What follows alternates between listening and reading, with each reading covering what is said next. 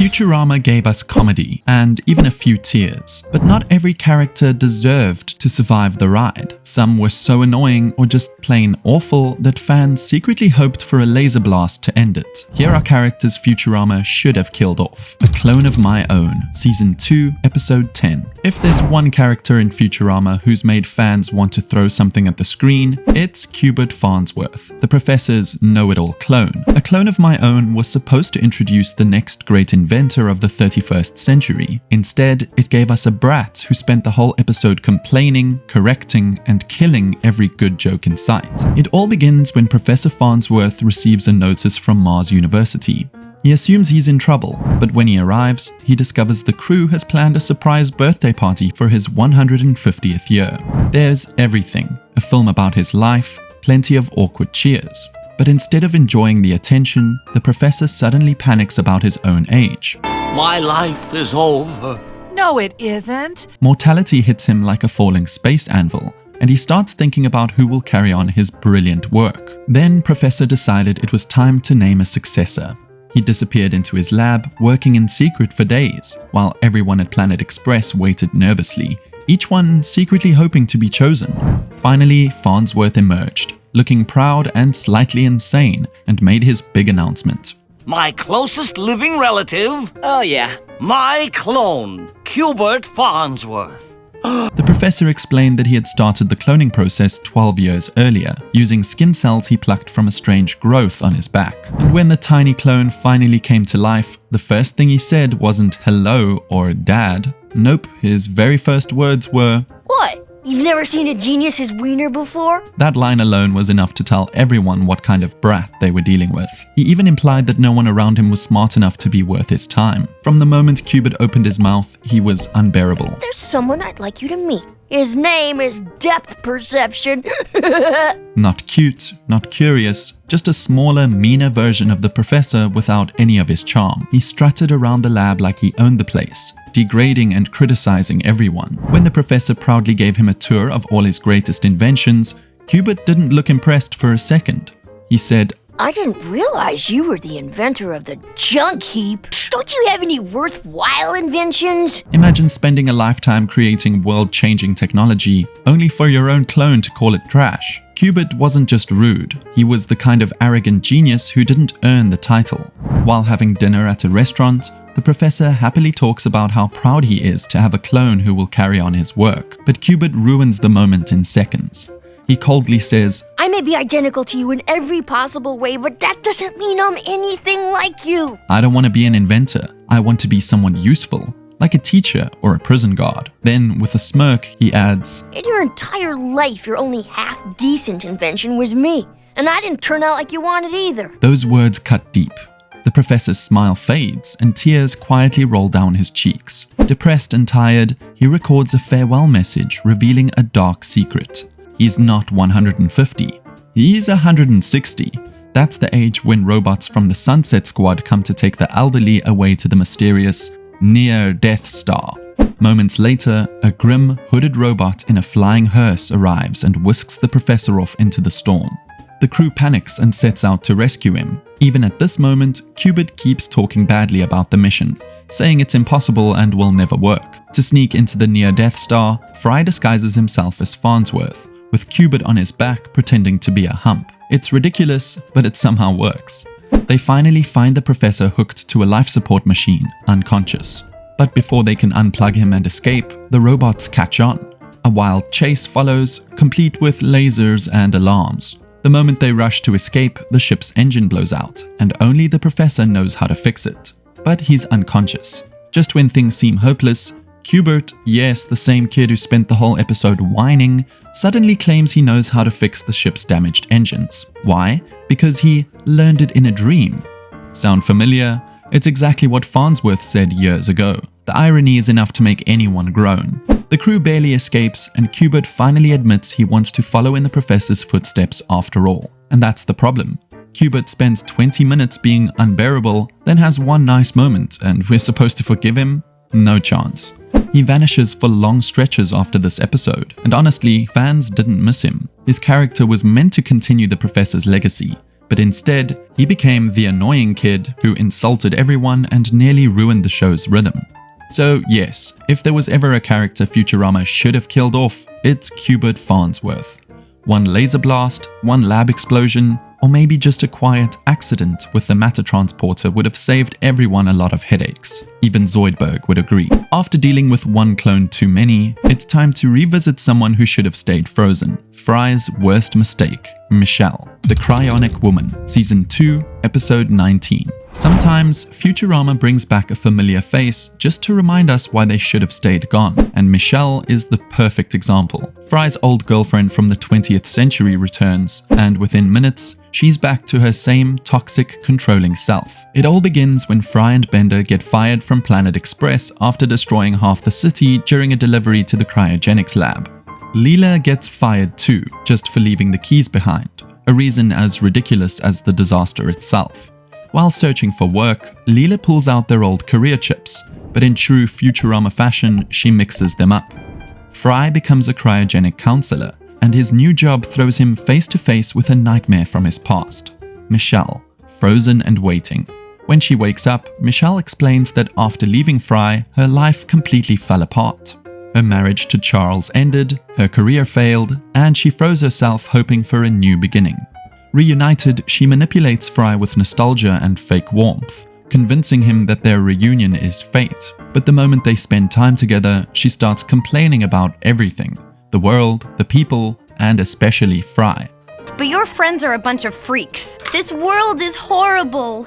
Unable to handle the future, Michelle pressures Fry into escaping with her. She plays on his feelings, demanding he prove his love by joining her in freezing themselves again. Fry gives in, and the two wake up in what looks like the year 4000, a wasteland filled with toxic skies and armed children.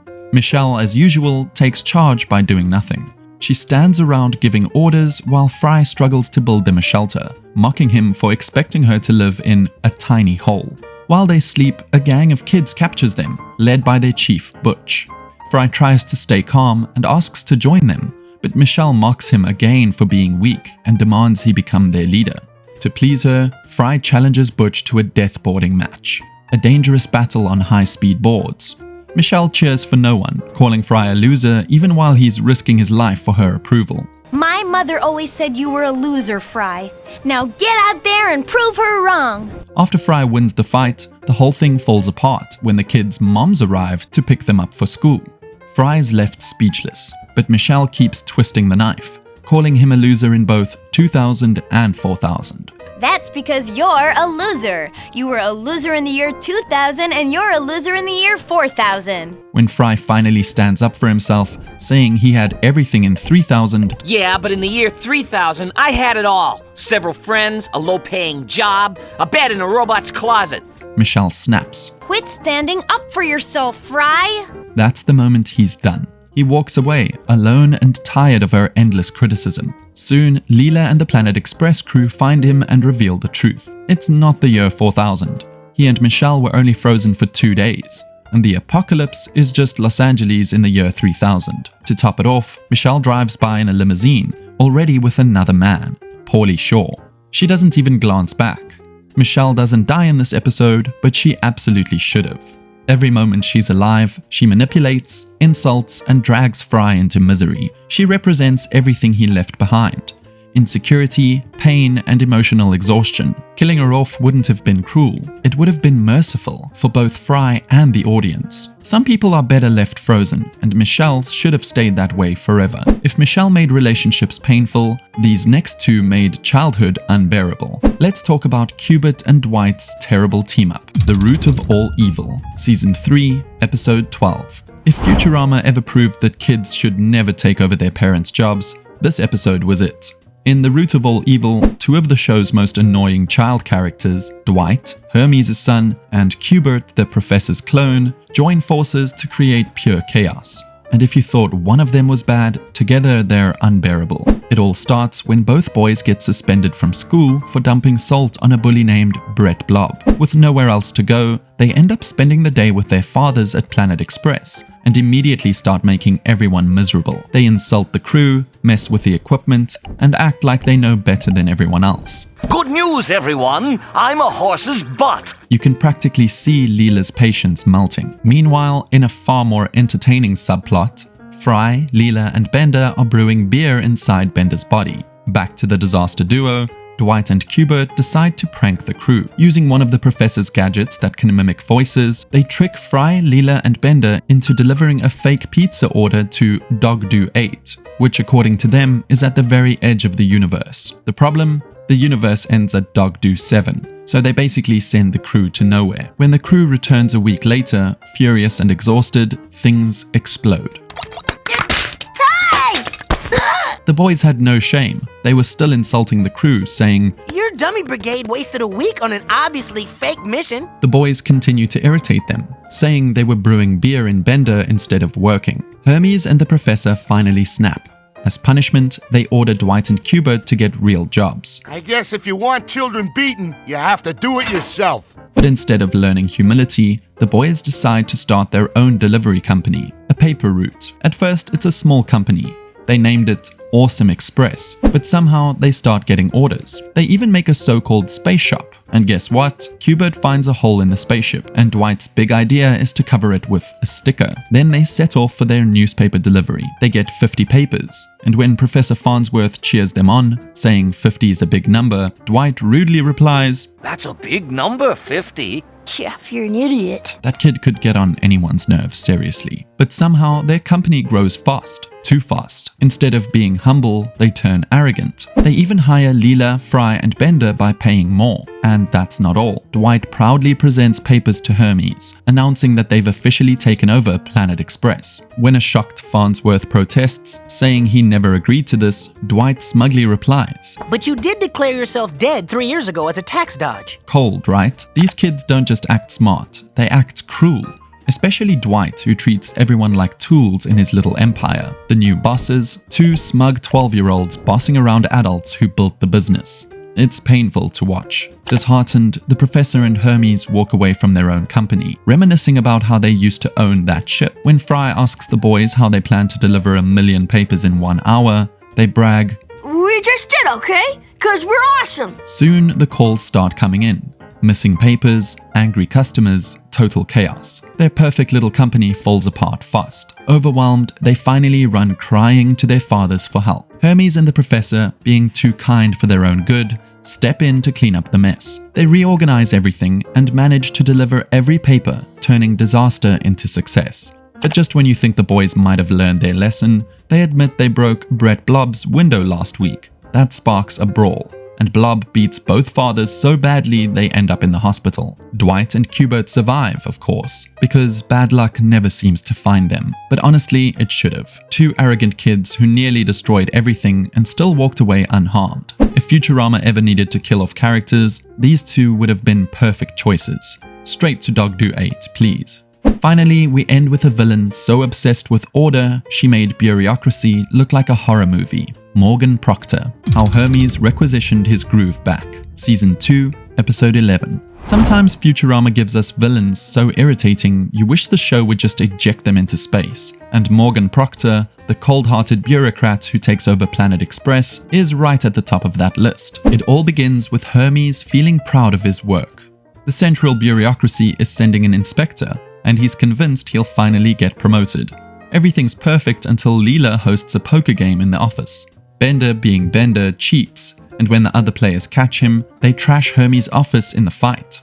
Papers everywhere, furniture smashed. Hermes walks in, sees the mess, and his dreams go up in flames. The next day, the inspector arrives, Morgan Proctor. She's sharp, polished, and terrifyingly professional. Fearful, Hermes went to the top of the building to jump. Everyone begged him not to do it, but Morgan didn't care. She coldly said, If you complete your death transaction without filing a suicide and/or falling accident permit, you will be posthumously demoted. How heartless can anyone be? Hermes comes down and she cancels his promotion on the spot. Worse, she puts him on paid vacation, which sounds nice until you realize it's basically forced exile for bureaucrats. To fill Hermes' place, she assigns herself to his position.